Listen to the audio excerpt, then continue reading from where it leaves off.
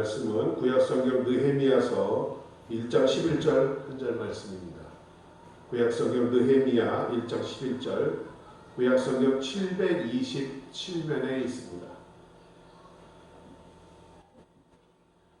느헤미야서 1장 11절 말씀 찾으신 분들은 함께 읽도록 하겠습니다.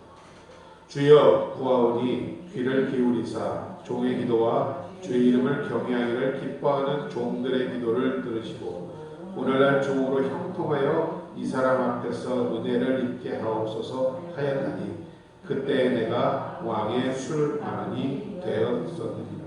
아멘. 오늘 느헤미야서 1장 11절 본문으로 응답의 비밀이라는 제목으로 여러분과 함께 은혜를 나누겠습니다.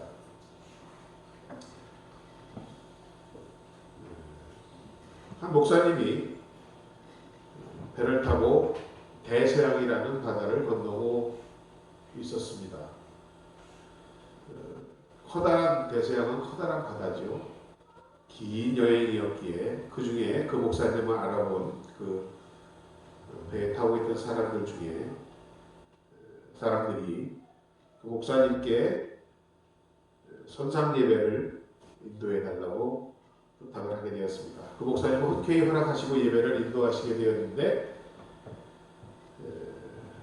그날 그 설교의 제목이 기도의 응답이었답니다. 그 자리에 그냥 얼떨결에 교회를 다니지는 않지만 한 사람이 권고함으로 인하여서 그 예배에 참석하게 되었습니다. 예배가 끝난 후에 그 예배를 인도한 친구가 그 사람에게 설교를 어떻게 생각하느냐라고 물었더니 나는 절대 저 기도라는 것과 그것의 응답을 믿을 수가 없네 라고 이야기를 하더랍니다.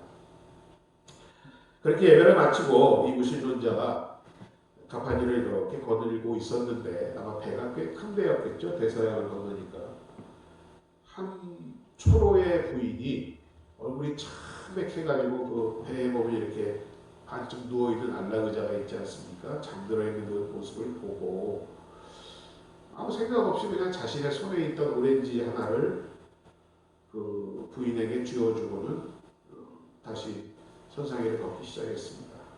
그러자 그 친구가 이 부인을 아십니까? 라고 물으자 모릅니다. 그냥 주고 싶은 마음이 생겨서 전달했습니다. 라고 했답니다. 그런데 이제 배를 한 바퀴 돌아서 다시 보니 그 부인을 만나게 되었습니다.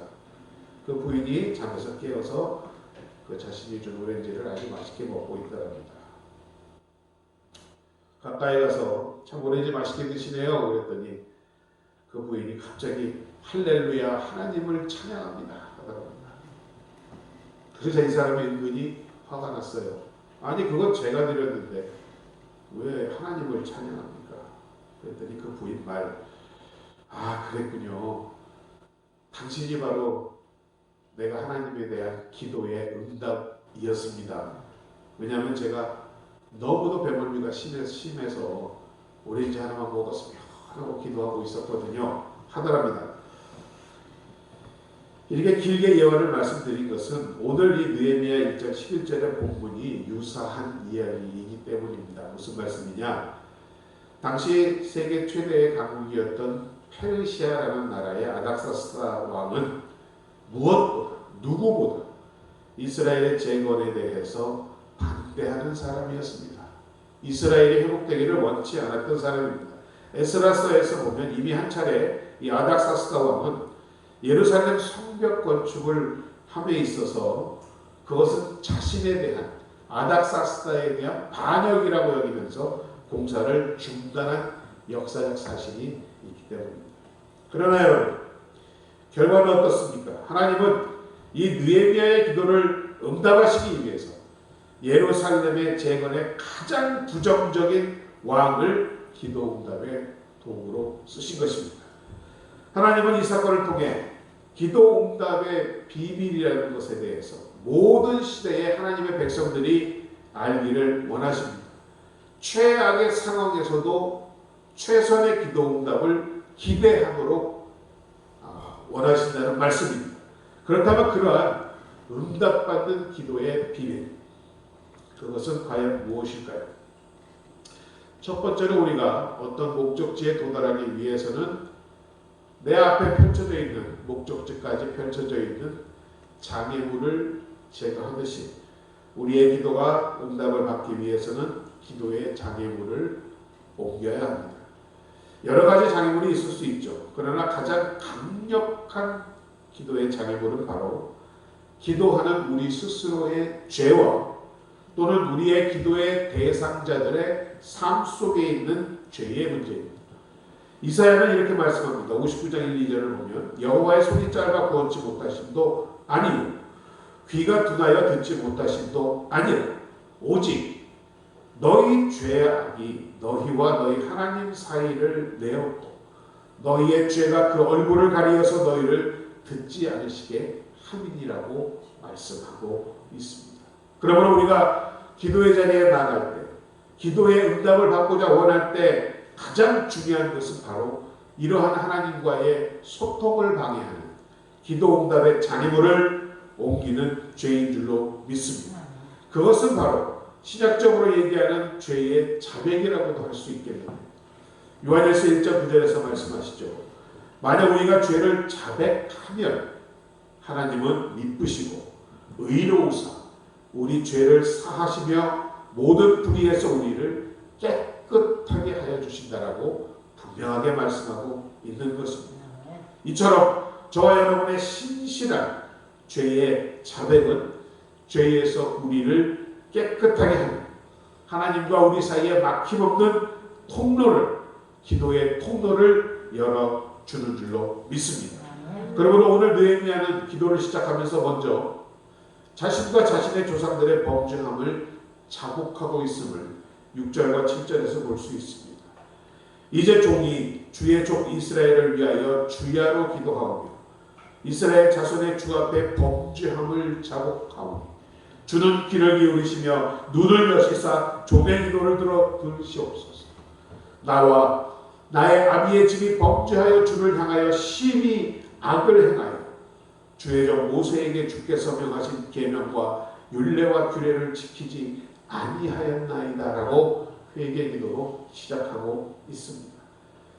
우리 조상들의 죄와 스스로의 죄를 자복하면서 기도하고 있음을 주목하시기 바랍니다. 나와 나의 아비 집이 범죄하여 자신들이 범죄한 내용을 합리화하거나 핑계대거나 미화시키지 않고 있습니다. 있는 그대로 축소하지도 늘리지도 않고 그대로 심히 악을 행하였다라고 주님 앞에 내어놓고 있는 것입니다. 이와 같이 진정한 회개는 우리의 있는 것을 있는 그대로 주님 앞에 털어놓을 때 가능하다라고 생각합니다. 사람들 앞에서 내어놓지 못하는 은밀한 죄가 있습니까? 변하지 아니하는 오래된 옛사람의 모습이 있습니까? 주님은 그것을 받아주실 줄로 믿습니다. 주님 앞에 털어놓는 여러분 되시기를 주의 이름으로 축원드립니다. 어떤 성도가 주차가 금지된 곳에 차를 주차하면서 양심에 꺼렸던지 자기 창문에다 메모를 남겼답니다. 주차구역이 아닌 곳에 주차를 시키고 15분 동안이나 이 근처를 돌았지만 주차를 할 장소를 발견하지 못했습니다. 제가 지금 주차를 하지 못하면 제 직업을 잃을 것 같아서 할 수 없이 여기에 주차합니다. 죄송합니다. 그리고 우리 죄를 사하여 주옵소서라고 붙여놨답니다. 그런데 일을 마치고 나와보니까 그 자신의 차 위에 주차 위반 스티커가 붙어 있더랍니다. 그리고는 그 스티커에는 이렇게 써 있었다고 합니다. 저는 이 근처를 15년 동안 돌고 있습니다. 제가 주차 위반 티켓을 드리지 않으면 저는 제 직업을 잃을 것 같아 할 수 없이 이 스티커를 붙입니다. 우리를 시험에 들게 하지 마옵소서. 네, 우스개 얘기했지만 바로 이것이 관점의 차이가 아닐까요? 우리가 죄를 볼 때 하나님의 관점에서 하나님의 입장에서 동의하고 인정하는 것이 바로 회개요 자복이라는 말씀입니다. 하나님 보시기에 죄인 것은 죄라는 말입니다. 그러므로 우리의 모든 진지한 기도, 응답받기 위한 기도는 이와 같은 죄의 자백으로 시작하는 것이 마땅한 줄로 믿습니다. 그렇게 함으로 하나님과 우리를 가로막고 있는 기도의 장애물이 옮겨지기 때문입니다. 그로 인해서 하나님과 우리 사이에 고속도로와 같은 기도의 통로가 열리게 된다는 말씀입니다. 두 번째로 우리가 기도의 응답을 받기 위해서는 우리가 하는 기도의 근거를 하나님께 주장해야 합니다. 응답받는 기도에 가장 큰 특성이 있습니다. 그것은 바로 응답받는 기도에는 그 기도에 말씀의 근거, 성경적인 근거가 있다라는 말입니다. 야고보 4장 3절을 보면 구하여도 받지 못하면 정욕으로 쓰려고 잘못 구하니라고 얘기하고 있죠. 즉 야고보는 응답받지 못하는 기도에는 잘못된 근거가 이유가 있는데 그것은 바로 하나님의 뜻이 아닌 내 이기심과 정욕으로 쓰려는 비성경적인 근거로 기도하기 때문이라고 말씀하고 있는 것입니다. 그러면 우리가 기도하는 데 있어서의 성경적 근거가 무엇입니까? 바로 하나님 말씀입니다. 말씀을 붙들고 기도하자라는 얘기입니다. 약속의 말씀은 결국 하나님의 뜻입니다. 우리는 무엇을든지 기도할 수 있지만 그 기도가 응답받을 수 있는 기도인지 아닌지에 대해서 판단하는 것은 바로 하나님의 말씀이요 그것이 우리 기도의 근거가 되어야 한다는 말씀입니다. 그러므로 여러분 말씀과 기도는 분리할 수 없습니다. 그 말씀을 알고 그 말씀을 믿고 그 말씀을 붙들고 기도해야만 그 기도가 온전한 기도요 응답받는 기도가 될 줄로 믿습니다. 오늘 느헤미야도 8절 9절에서 그렇게 말씀을 합니다. 옛적에 주께서 주의 종 모세에게 명하여 가라사대 주님이 옛적에 모세에게 말씀하셨지 않습니까? 그 말씀대로만 이루게 하여 주옵소서라고 기도하고 있는 것입니다. 그것이 이스라엘의 회복이었다라는 것입니다. 주님께서 말씀하셨다라는 것입니다. 그러하기에 주님 기도합니다라는 것입니다. 응답 안 받을 수가 없겠지 않습니까? 신실하신 약속의 언약의 하나님께서 그래 내가 그 말 했지 그럼 끝난 거 아닙니까? 에스겔 36장 36절 이하로 보면 주님께서는 이스라엘의 회복을 약속하시면서 내가 반드시 이루리라고 약속하십니다. 그런데 보십시오. 나 주 여호와가 말하노라 그래도 이스라엘 족속이 이와 같이 내게 구하여야 할지라 이와 같이 내게 구하여야 할지라 내가 이루리라 한 말과 같이 내게 구하여야 할지라 말씀에 따라서 구하여야 할지라 이것이 기도 응답의 중요한 비밀인 줄로 믿습니다. 주님은 이 말씀 성경을 통하여 우리에게 모든 것을 약속해 주셨습니다. 우리의 구원, 천국의 소망까지도 이미 약속된 사실입니다. 그러면 하신 말씀을 주님의 뜻을 이루시기를 우리가 기도할 때 그 기도는 반드시 응답받는다는 말씀인 줄로 믿습니다. 어떤 성도 한 분이 앵무새를 샀는데 그 앵무새가 유일하게 하는 한마디가 뽀뽀해 주세요 였답니다. 아마 주인이 그렇게 가르쳤겠지요. 근데 성도이다 보니 이제 같은 성도들도 집에 방문할 때도 있고 하는데 사람만 보면 이 앵무새가 뽀뽀해 주세요 라고 하더랍니다. 민망해서 목사님도 참 앵무새를 기르시는데 아무래도 목사님 댁에다가 이 앵무새를 같이 데려다 놓으면 좀 나아지겠지 라고 목사님께 훈련을 부탁했답니다. 그 성도의 앵무새가 도착하자 목사님이 자기 그 앵무새 3장에 함께 집어넣었습니다. 목사님 앵무새는 뭐라고 했을까요? 다 같이 기도합시다 라고 하더랍니다. 그러자 그 성도의 앵무새가 뽀뽀해 주세요 라고 대답했습니다. 근데 그 후에 이 앵무새, 목사님의 앵무새가 한 번도 하지 않았던 말을 했더랍니다. 오, 주께서 기도를 응답하셨습니다. 우스갯소리지만 기도한다는 사실 이상으로 중요한 것은 여러분, 기도의 내용이라는 것입니다. 그 내용이 하나님의 뜻이어야 한다는 것입니다. 하나님의 말씀이어야 한다는 것입니다.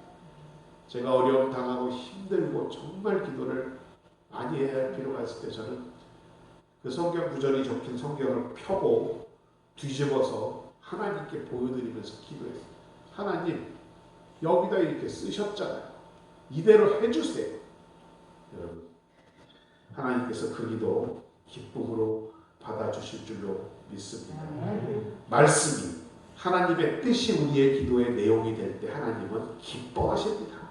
여러분도 부모 입장에서 우리 자녀들이 내가 원하는 말을 했을 때 얼마나 기쁘며 그 기쁨으로 인하여 그 자녀가 원하는 것을 주시지 않습니까? 똑같은 것입니다. 5만 번 기도 응답을 받았다는 유명한 조지 밀러의 예화입니다.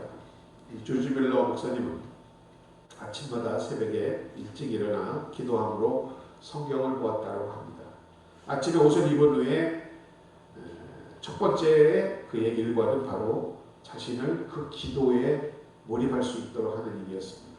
그런데 그 후에 그러한 그의 생활 가운데서 많은 변화를 체험하게 되었답니다. 나는 하나님의 말씀을 읽는 것이 내가 해야 할 일들 중 가장 중요하고 첫 번째 일임을 깨달았습니다. 나는 성경 말씀을 묵상하게 되므로 나의 마음은 안정이 되었고 용기를 얻었고 조심하게 되었고 내 스스로를 결책하고 훈계하였습니다. 또 하나님의 말씀 이와 같이 묵상함으로 나의 마음은 주님과의 체험적인 경험적인 교통을 하게 되었습니다. 주님의 보배로운 축복의 말씀을 본 후에 그가 한 첫 번째 일은 바로 그 말씀을 묵상하는 것이며 연구하며 그것을 위하여 기도하는 것이었습니다. 이런 규칙적인 일을 한 결과 얼마 후에 내 영혼은 하나님께 모든 것을 고백할 수 있게 되었고 또한 감사드리고 내 마음을 열고 하나님께 소원을 드릴 수 있었습니다. 비록 내가 처음에는 말씀을 묵상하게 되었고 나 자신은 그 이후에 기도에 전념하게 되었습니다. 여러분의 기도의 내용이 무엇입니까? 늘 주시는 말씀, 떠오르는 말씀, 그 말씀 붙들고 기도하시는 그러하여 5만 번이 아니라 10만 번 응답받는 여러분 되시기를 주의 이름으로 축원드립니다. 마지막으로 우리가 그토록 오래도록 같은 주제로 기도함에도 응답받지 못하는 기도가 응답받기 위해서는 가장 중요한 것은 우리가 기도하는 대상을 확실하게 신뢰해야 합니다. 우리의 기도의 대상은 누구십니까? 물론 하나님이십니다. 그러면 우리의 기도는 당연히 하나님을 바라보면서 하는 기도여야 한다라는 말씀입니다.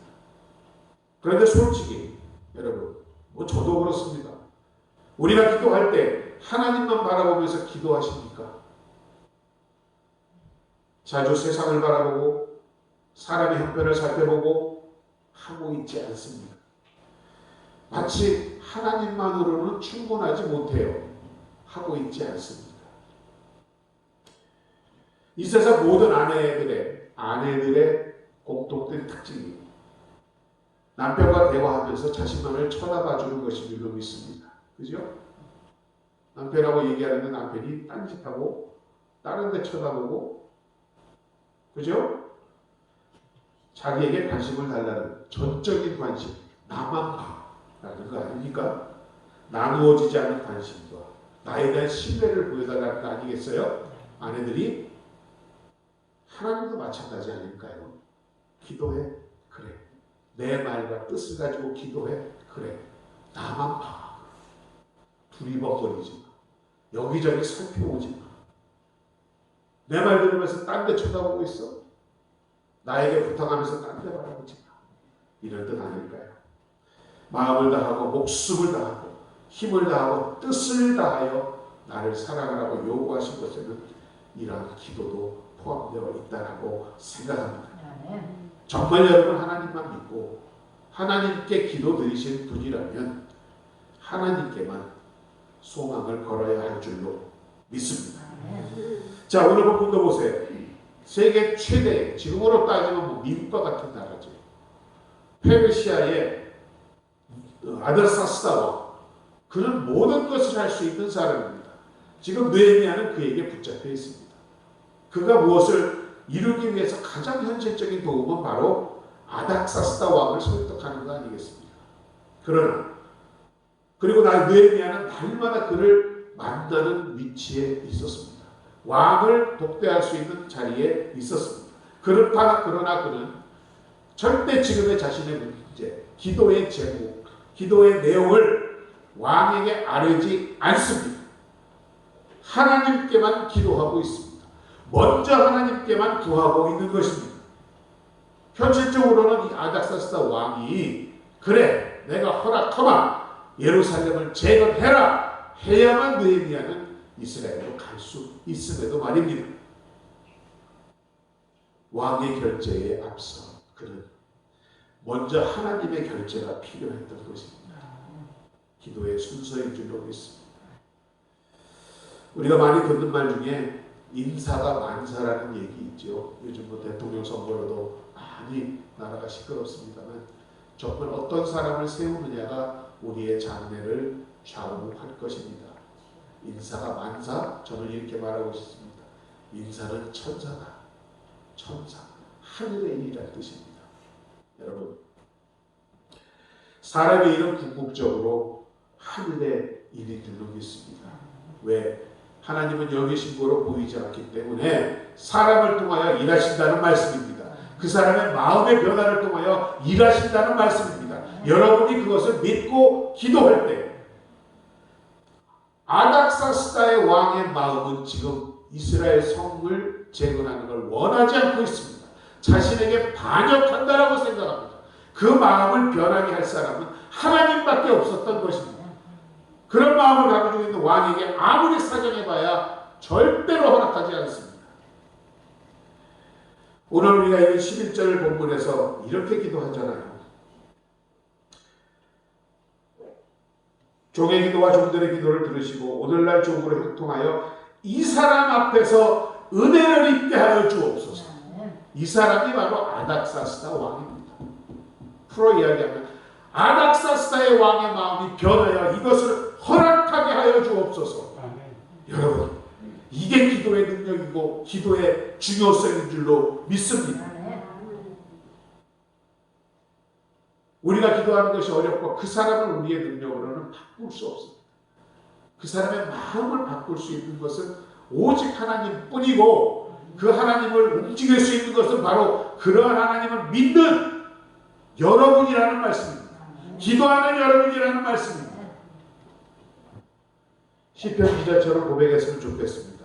나의 영혼이 잠잠히 하나님만 바라며 나의 구원이 그에게서 나는도다. 오직 저만이 나의 반석이요 나의 구원이 나의 산성이니 내가 요동치 아니하리로다.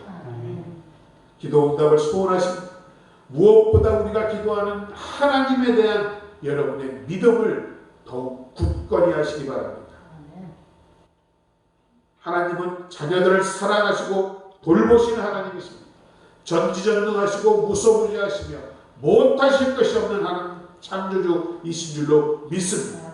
우리를 위하여 하나님의 아들이 사람의 아들이 되어 이 세상에 오셨습니다. 죄를 대신하여 지고 십자가에 죽으심으로 우리로 하여금 하나님과의 새로운 관계 안에서 살아갈 수 있도록 그 길을 열어주신 것입니다. 그런 아버지를 하나님을 아버지라고 부르는 여러분에게는 불가능이 없을 줄로 믿습니다. 더더욱 그런 하나님을 온전히 믿고 기도하시는 여러분이라면 무엇을 걱정하시겠습니까?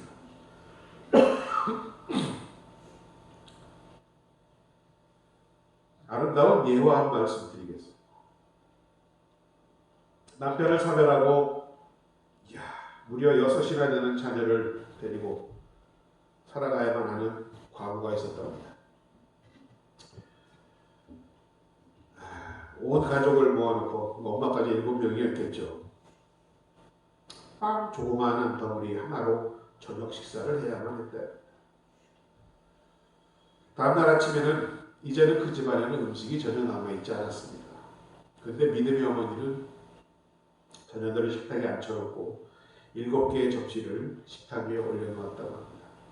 얘들아, 우리 하나님께 먹을 것을 주시도록 기도하자. 그 어머니의 기도가 막 끝났을 때에 한 아이가 외칩니다. 엄마, 문 앞에 누가 서 있어요. 문을 열어보았습니다. 바로 그 동네에 빵집 주인이 서 있더랍니다. 눈이 너무 심하게 와서 제가 출근하던 중에 도저히 갈 수가 없어서 잠시 눈을 좀 피해야 되겠습니다. 몸 좀 녹이게 해주십시오. 집 안으로 들어선 빵집 주인은 그들의 식탁을 보며 빈그릇만 있는 것을 보았습니다. 아니, 어떻게 식사인데 빵이 하나도 없습니까? 한 덩어리도 없습니다. 그러자 몸을 녹인 이 빵집 주인이 제가 몸을 녹이는 대로 갖다가 드리겠습니다. 그리고는 곧장 돌아가 다시 마차를 타고 와서 7덩어리의 빵을 가지고 그 집에다 주었답니다. 한 아이가 이야기합니다. 엄마, 빵을 달라고 기도했더니 하나님이 내 기도를 들으시고 빵을 보내주셨어요. 한 아이가 외쳤습니다. 저도요, 저도요, 저도요. 자녀들마다 하나님께서 자신들의 기도를 응답하신 것을 느끼면서 말했다라고 합니다. 여러분, 하나님은 저와 여러분에게 커다란 믿음을 요구하지 않으십니다. 다만 크신 하나님께 대한 믿음만을 원하시는 줄로 믿습니다. 이 어린아이와 같은 순수한 믿음, 하나님이 반드시 주실 거예요. 이 믿음이 바로 응답이 아니겠습니까? 지금 이 시간 어떤 문제가 있습니까? 이 문제들을 가지고 하나님 앞에 나오시는 여러분 되시기를 바랍니다. 하나님을 슬프게 했던 여러분의 모든 죄를 자백하며 하나님의 그 언약과 축복의 말씀을 붙들고 그 앞에 엎드리시는 여러분 되시기 바랍니다.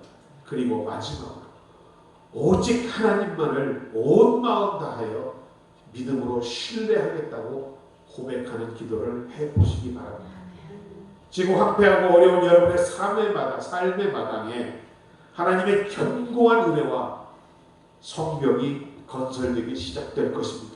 그리고 그 은혜 안에서 여러분은 날마다 기도의 응답을 체험하는 놀라운 하나님의 사람으로서의 삶을 살아가시는 여러분 되시기를 주님의 이름으로 축원드립니다. 아버지 하나님, 은혜와 사랑을 감사드립니다. 귀한 주일, 이 풍요로운 계절, 이 아름다운 날에 우리에게 좋은 말씀으로 채워주시니 감사드립니다. 우리가 다시금 기도의 자세를 바로 잡겠습니다. 아버지 하나님, 이제는 정말 하나님만 바라보며 말씀에 근거해서 우리의 죄를 자백하며 나가겠습니다.